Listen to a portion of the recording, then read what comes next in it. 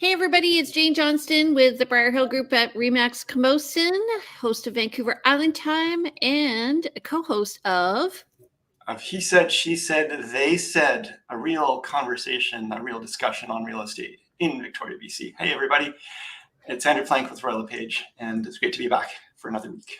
How are you doing? I am doing good, yeah.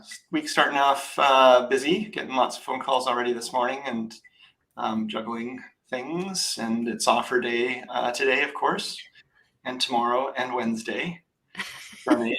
For those who don't know, agents, I mean, most people who are buyers do know this, but agents are tending to hold offers off for certain days, number of days, and it's usually a Monday, Tuesday, sometimes a Wednesday that they're going to look at offers. And sometimes a Sunday, but we agents get in big trouble from our colleagues if we do that. So try to take a day off if they can, which they can't. Yeah. So we got one accepted offer on the weekend, and we got one accepted with conditions on a Thursday.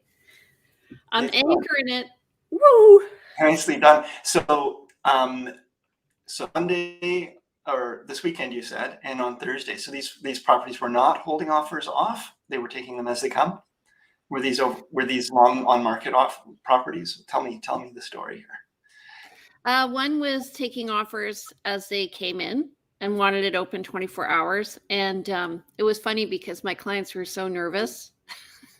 Mm-hmm. They're such nice people. So we left it open 24 hours, but it took them about 6 hours to sign it because they were very nervous. And they were nervous somebody else was going to come in to compete with them, or they were just nervous about writing in general? They were nervous about writing in general. Gotcha. It's just, first-time buyers. Yeah. I can tell you, well, that whole strategy of, holding off offers versus, there's the counter strategy of let's just look at offers and leave them open. We request the buyers leave them open 24 or 48 hours, but that's nerve-wracking for a buyer as well because they're waiting to know if there's any competition in that 24-hour period. And yeah, but there was a reason for the 24 hours. It's just because somebody was one of the sellers lived far away. Mm-hmm. And then the other one, actually, we were supposed to write an offer on Tuesday and on another property, and they got a bully offer. So we actually didn't get notification that the offer came in. So anyway, I was like, oh my God. So then I was telling another client the story, and she's like, okay, well, let's just write an offer on another property, a different buyer, different property. And so we wrote an offer, and it was earlier than they had requested, but she wrote a good offer. And so we gave the agent time to collect other offers if they wanted. So this was a bully offer, this other one that you did. Yeah, and I generally am one of those people who will follow the rules, but it did not do my client any good. There aren't any rules, Jane, just guidelines. Guidelines, true. I will follow the guidelines. So I mean, there are rules, and we are rule followers, Jane and I, generally speaking. But when it comes to negotiations, it's guidelines. Right. Yeah. Instructions. Yeah. Well, and the thing is, if you do, you and I have both seen this where you do, the agent, the seller has said, we're going to wait till Tuesday to look at offers. And then you get the call Sunday that there's an offer in hand, and they're going to look at offers in the next hour. It's pretty hard to scramble and pull your client together and your clients, off up island somewhere. It's frustrating. So make it, at least have the offer ready well in advance. And why not throw the bully out there if you really truly feel like you're going to be the one that wins. Yep. Actually, that just made me realize this weekend is a long weekend, is it not? On Monday. Is Valentine's Day a long weekend? Is it Family Day this weekend? Oh, maybe. I don't know. Anyway, so when you're listing, you have to be aware of these things, of when long weekends are happening, because you're going to attract or detract people based on how many people are around, or people might be coming for the weekend, whatever. Yeah, I find generally speaking, like if I'm doing an open house on a long weekend, it's pretty slow. If we're looking at offers after a long weekend, it's been a sort of a slower weekend for showings. Maybe you get some folks from out of town coming in, but a lot more looky-loos than maybe serious buyers as well. Yeah. So, long weekends are not a great time to start out your marketing of a listing, is what I find in general. Yeah. Yeah. So last week we were talking about interest rates and the fact that they stayed the same. And it's funny, I heard from another client over the weekend. She heard from somebody that the market was going to drop 10%. I'm like, I'm not seeing it happening. So why don't we go over the stats today? Is that a good segue? That's a great segue. So yeah, why would we not see 10% drop in prices as a realistic expectation based on what we're seeing? Let's have a look at this and see. Okay, so we're going to do the Victoria real estate market update for February 7th, 2022. And here we go. Go ahead, take the first. Oh, I get the first one. Thank you so much, Jane. Okay, exciting. Okay, so market watch. So what happened in the last week? We had 216 new listings in the last 7 days come live. We've had 166 properties go pending. So that's 216 versus 166. 11 properties decreased in price, where 9 properties increased in price. 3 came back on market after having been withdrawn or taken off market temporarily. 156 sold, 16 expired. And of those withdrawals, there were 2. So any comments on that, Jane, that you want to comment on? So I do the stats PowerPoint every month, and it was interesting to me to just see, it looks like similar ratios. It's just that the numbers have basically doubled since last month.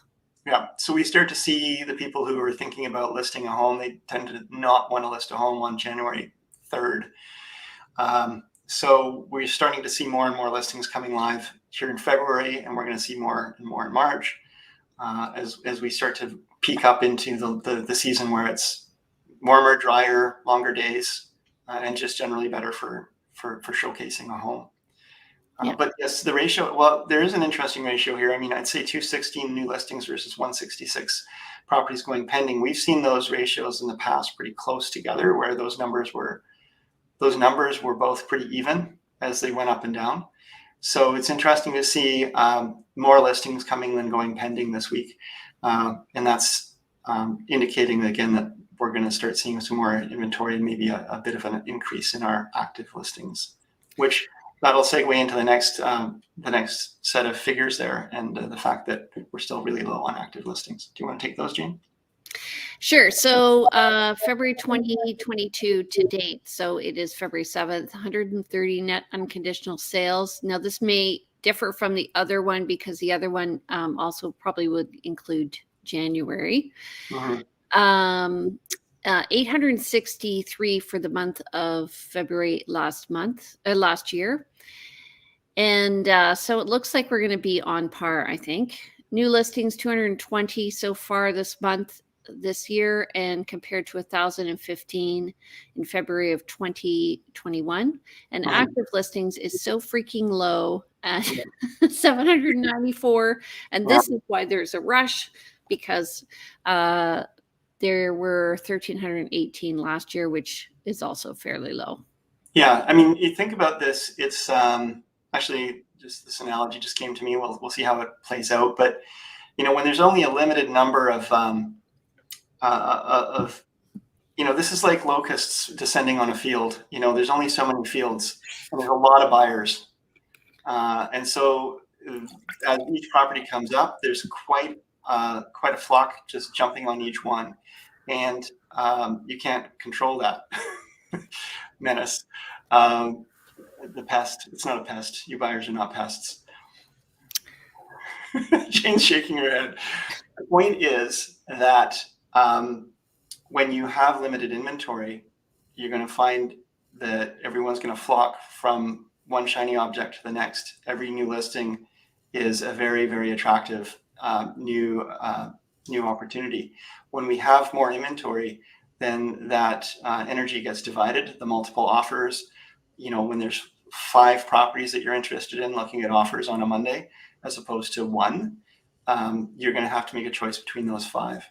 And yes, go ahead. So I was going to say, so in a regular, I'm putting air quotes up, market, what would happen is a buyer would request to view 10 properties, and maybe we would see 8 and 2 would have offers. Now what's happening is we're literally doing one-offs. So it's very ineffective as a buyer agent to work with buyers right now, because we're literally rushing to each listing as it comes on the market. We're trying to let our clients know when things are coming on ahead of time. So we're always communicating with other agents. And so that creates a sense of urgency with the buyer. The buyer's optimistic about where the market's going because there's so many other people looking. And then you get the multiple offers. Yeah. I mean, as you said, it's frustrating right now working with buyers. That doesn't mean we're not working with buyers, and we're doing our best to think outside the box. We're doing our best to look at, how can we strategize to work to our clients' benefits, to make sure that, we're one of these, like 130 net unconditional sales in the last week. That we're part of that, the agents that are participating in that. So, but it's true. It's just so such a small inventory that everything is one-ofs, as Jane alluded to. Okay, so this gives you a good overview over the past 2 years of total active listings. So in January 2020, we were up around 1,900, just under 2,000. Last year, we were around the 1,350 range, and this year we're half of that. So it's like come down 50% every year. Mm-hmm.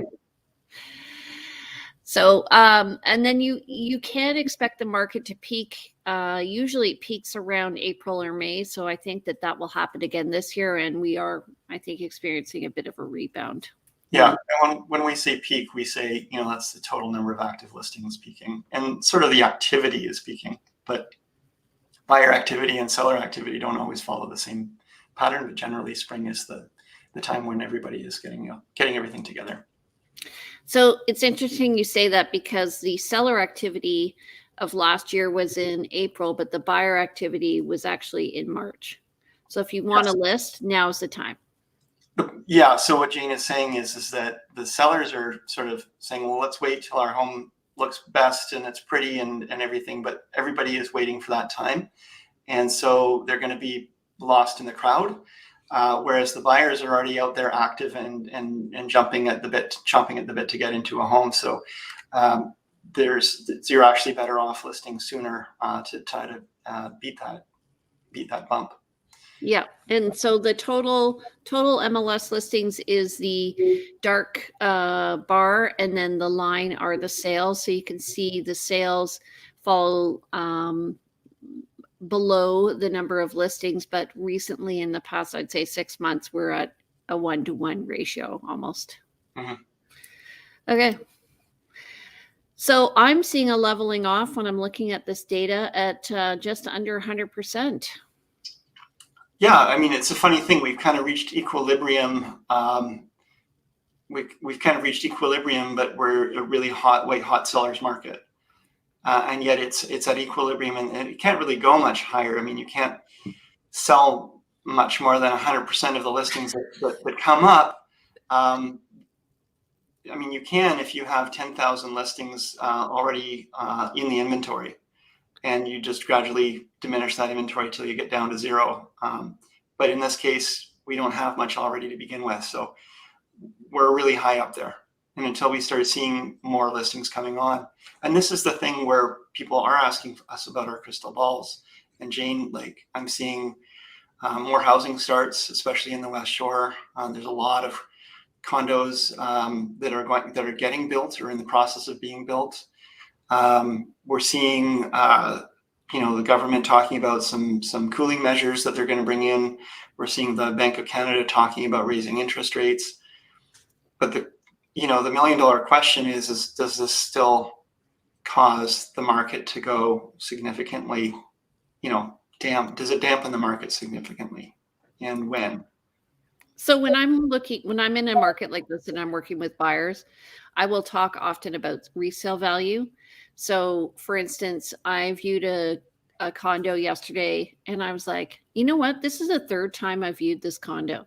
So that says something to me about the condo itself. It was renovated and it showed well, but it was right by the entrance to the building. It was below grade for the master bedroom. So like the window was up shoulder height. And I just said, I think there's a reason why this condo keeps selling and I would not recommend buying it to my client. Yeah, it's an interesting one, and it's something that we always do is we look at sales history on a unit when it comes up for sale, because it can be pretty telling that in a more regular market, that unit has come up for sale and not sold, and come up for sale and not sold, and come up for sale and not sold. And they've maybe been trying to sell it for 3 or 4 or 5 years in the past. Maybe that was back in 2010, maybe that was in the year 2000, but you can see that they were having trouble. The seller may have had unrealistic expectations on price, but generally speaking, if you're realistic on price, and you're having trouble reselling, it's because there's a theme there. Yeah, and it's not that in this case that condo didn't sell before. It's just that I think there's a reason why it just is selling over and over. So if you have a place that may be hard to sell, now's the time to sell it. Because there's nothing else to sell. That's true. But then as a buyer, there's a conversation when we are working with our buyer's agents to say, like, this is easy to buy. This is easy to sell right now for the seller. It's easier for you to buy right now because there's less competition for it. But, that corner property that needs that property on a busy road that needs a lot of updates and is 2 beds and 1 bath, maybe a hard resell when the market turns. And it will turn eventually. We're not seeing it. We're not seeing it yet. Okay, so looking at prices of single-family homes over the past 2 years, we definitely evened out last year around 1.2 million after we jumped up from December 2020. And now we're up around, well, you'll see the stats later, but we're up around 23% year over year. Mm-hmm. So we're at 1.4 this year. For an average single family home in all areas of Victoria.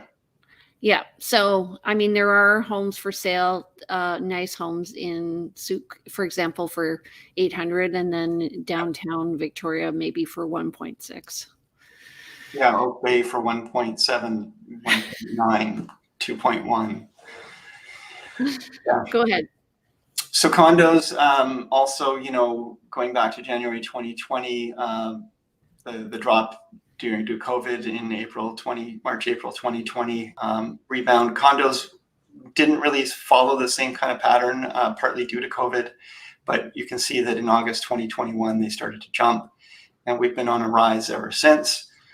They're really catching up to the comparative level to houses and townhouses. And there is a ratio there, and it was behind, and you and I talked about that, remember? Yeah. Okay. Row townhouses have done well compared to condos, I think mainly because there's this outdoor space usually that people can enjoy and they don't have to share air as much. Mm-hmm. They rebounded quickly after COVID. A lot of people moving into them out of houses to save money, or moving from condos up to townhomes in order to have space. It was a perfect storm, I'd say, for townhouses, because with house prices rising so rapidly and the inventory being so low, people who would traditionally not consider a townhouse looked at it as a really viable alternative. And also the folks living in condos wanting to get out of condos also looked at townhouses. Yeah. So over the past 2 years, we're seeing an increase of 300,000. In all areas, we're seeing an increase of about 25% year over year. And now we're at 875, and that's compared to 650 in January of 2021. Yeah. Now, one thing to point out here is this graph tends to be a lot less linear than the condo graph, for example. With so many condos on the market, there's many, many more condos out there than townhouses. So averages tend to be easier to average out. Whereas townhouses, they run in a pretty wide gamut of price points. And you could have 1 month where a very, very expensive townhouse or a few expensive townhouses sell, or less townhouses than condos sell. So that's where you kind of want to, you definitely want to smooth this graph if you want to think about it. And the bump in October, really, 2021 is probably representing some new townhouses that sold that were a little higher the price than others, or something like that. That would be a good thing to have with us, the N number, you know? Mm-hmm. Yeah, that's right. Okay, so this is a complicated graph, but essentially what you need to know, year over year in the blue on the right, we're up, we're down, 33% in the units sold of single family homes over Greater Victoria. Condos are down in units sold 22.1%. Row townhouses are down 14%. There's just less inventory, and even manufactured homes are down 22.2%. And then price-wise, we're going to actually go to this data in another graph. So right here, yay! Thank you. So why don't you, we'll alternate. How's that? Okay, so for the housing type and area of single-family dwellings in Victoria, the current benchmark price, this is the home price index, current benchmark price is 1,085,800. That's 1.8% jump compared to last month. It's a 28.1% jump compared to the same month last year. So we're up almost 30% for single families in Victoria. Jane, for the core, how about that? So apologies for inconsistency in the dollar sign. So the current benchmark price is 1.161500. That's up 1.4% over last month. So these are good numbers, I think. Means this is where you're seeing it level out. But we are up 24.6% over last year. Mm-hmm. Now on the West Shore, your money's going to go a little bit further. I found it traditionally goes almost 20% further. In this case, it's actually the gap has gotten smaller. The benchmark is showing us 962,400 for a single family home in the West Shore. That's an amazing amount of money for a house in the West Shore, traditionally speaking, especially given that that's more of a feeder community and maybe more, it has traditionally been more blue collar, although that's changing as well. 1.2% increase in price compared to last month, 32.5% jump. It's a huge jump, the biggest jump on the board compared to the same month last year. And I think that has a lot to do with higher end homes in the Olympic View area of Colwood, yeah, and Royal Bay, Bear Mountain. And Bear Mountain. Yeah. So there's a couple of centers there that have some higher price point homes, some newer homes that are coming into construction, and so the average, if on average more new homes are selling, you're going to see just higher price point just because of that as well. Yeah, I just want to say this is, of course, the benchmark price. It's a home price index, so it doesn't relate actual sales. It's a trend. So condos in Greater Victoria, this is all over. Current benchmark price is 578. That's up 2.6% and up 20% over last year. So I just want to look at that really quickly and say, like, okay, so we're seeing a much higher jump compared to last month for condos versus houses, and yet over the year the percentage is lower than houses. So kind of tells us maybe condos are accelerating in price point. I think so. Yeah. I'm definitely noticing it, and I'm going back to my graph now and fixing all the mistakes I see. But I notice it compared to like December 2019, looking at probably 20 condos with a client, agents calling up, "Are you going to offer? Are you going to offer?" And now we had a lineup of people at a condo yesterday. Okay, it's West Shore, definitely more bang for your buck there. The benchmark price is 438,800. That's up 0.5% compared to last month, and up 19.1% over last year. So really depends on where you're going to live, I guess. Right. So condos in Greater Victoria, 2.6% rise. In downtown Victoria, 2.9% rise over last month. But in the West Shore, only 0.5% rise. And that's, again, there's a lot of new condos coming on market. And they're very competitive, I'm finding, the price points for those. Townhomes in the core, the current benchmark price, 835,700. That's up 9% versus last month. It's up 23.4% versus same month last year. So it's up 0.9%, so less than 1%. Yes. Did I say 9%? My apologies. Yeah. And then townhomes again. So townhomes are pretty popular on the West Shore. Benchmark price, 636,900. There's more space there and the density is less, although it is increasing. They're up 2.2% from last month and up almost 30% from last year. Yeah. And when you look at the values, when you compare Townhouse West Shore versus Townhouse Core, 636 versus 835.7. Condo West Shore versus Condo Greater Victoria, 438.8 versus 578. But yet, single family West Shore, 962.4 versus single family Core, 11615. The percentage, I think, is definitely a wider gap when you look at townhouses and condos versus the single family homes. You definitely see the gap has become smaller for the houses in the West Shore. So often when I'm working with clients who are looking to move to Victoria, I talk to them about the price continuum. So when we're looking in the core and they have a certain amount of money, if they have like 800,000, well, they may get a crappy house in Victoria now, which is ironic because I think when we started, the average house price was $299. And then, but as they move out, they're going to get more bang for their buck. So sometimes people have to find the community that works for them. It's not the one they initially want. Yeah, I mean, you're going to get your price, you're going to get your location, you're going to get a nice condition home. But if you have limited amount of money, you're going to have to pick two of those things. Right. I mean, if you have unlimited funds, you can probably get everything that you're looking for on your checklist, but it's pretty rare. Okay, so we have two more graphs to go through. So this, what you need to know about this is it just shows, Andrew puts on his glasses. It shows the spread. So you can see in the core is on the left, and then as you move further out, it's on the right. And we see where we're looking at activity. I've highlighted on the left here that in Victoria and Vic West, we're seeing a lot of activity in the 1.2 to 1.5 range for houses. And in Saanich East, we're seeing a lot of activity in the just over 1 million to 1.3.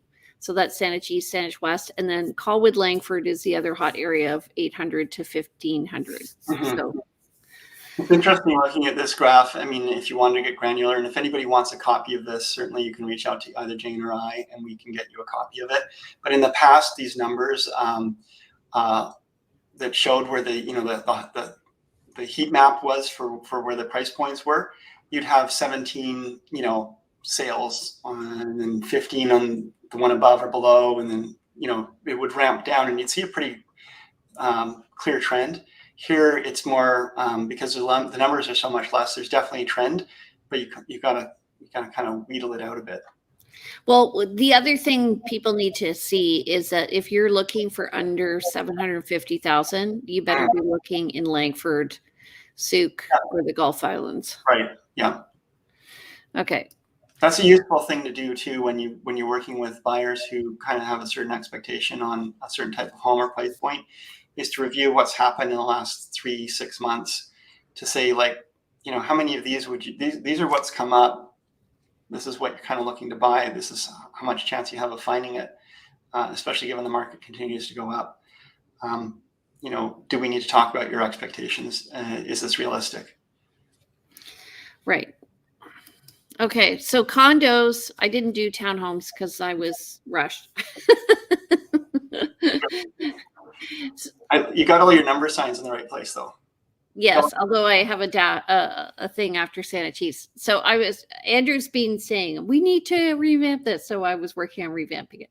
Anyway, so looking at the lower end here, up to 400,000, you're going to get for condos, Victoria and Vic West or Saanich West. Everywhere else is going to be above the $400,000 range. And the hot areas are, Andrew. What? Esquimalt 550 to 625, Saanich East from 475 to 600, and Langford has the biggest range from 400 to 700,000. That's where a lot of activity is happening, including a lot in the 650 to 675 range. So, and I'm thinking that's like Whirlaway and around there. Yeah. So again, the new construction stuff and just the fact that there's more selection out there, so people are considering it like they hadn't before. It'd be interesting to see Souk. Souk seems to have really taken off in the last year as well. It's an area that people are considering where they hadn't considered in the past. And again, the price point is enough of a difference that it's starting to draw them out. Souk is really lovely. I used to and it's coming together now. It's becoming more cohesive and becoming a nice center in and of itself. So that's something to consider. The thing, I guess it depends if you're working, if you're retired, how much of a commute do you need to do? But, I used to say, you could move to the West Shore and save yourself $200,000. What's your time worth? Would you rather be spending the time in traffic, driving back and forth to West Shore, assuming you're a commute into town to work, versus paying some extra to stay in town? Just helps people to consider, put that into perspective. That's a great question. And, it's funny, moving here from Toronto, it would take me an hour and a half to get to work and an hour and a half home. Mm-hmm. And I didn't even think that was weird. Yeah. So when I moved to Victoria and I was living at Pearson College and it would take me 40 minutes, people are like, that is so far out. And I'm thinking half of that drive was just through countryside. Yeah, it's a beautiful drive. I had clients, they were younger and in the tech industry, and they were coming from Ontario and they had some money, and this is back before COVID, so you could, have people in the car with you. And I'm a pretty easygoing guy, and they got in my car and I think they were chomping at the bit because I wasn't driving fast enough or aggressive enough as we were driving around looking at homes. And then I was talking about the commute times, and they were saying, oh my God, 25 minutes to Langford, that's no big deal. That's what's this drive you keep talking about? No, this is no big deal. Of course, everybody who has ever moved here, I shouldn't make blanket statements, but many of the people who have moved here that I've worked with who have said this is not much of a commute, this is not much of a big deal. After a while, if they do move into one of those further neighborhoods, they come around and say, no. From a Victoria perspective, I want to be in the core. I don't want to be dealing with this commute. So I just want to say Andrew lives in the core now. He used to live in the West Shore. So there's perspective.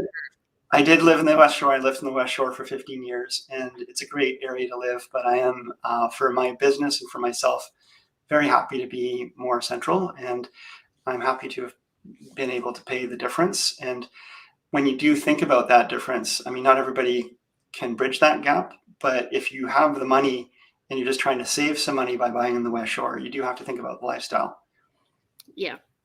So I'm just putting my glasses on to give people to emphasize perspective and what is the focus here, because I live in the West Shore, and I have space around me, and I have a view, and I'm near a park, and I'm like walking distance to the ocean.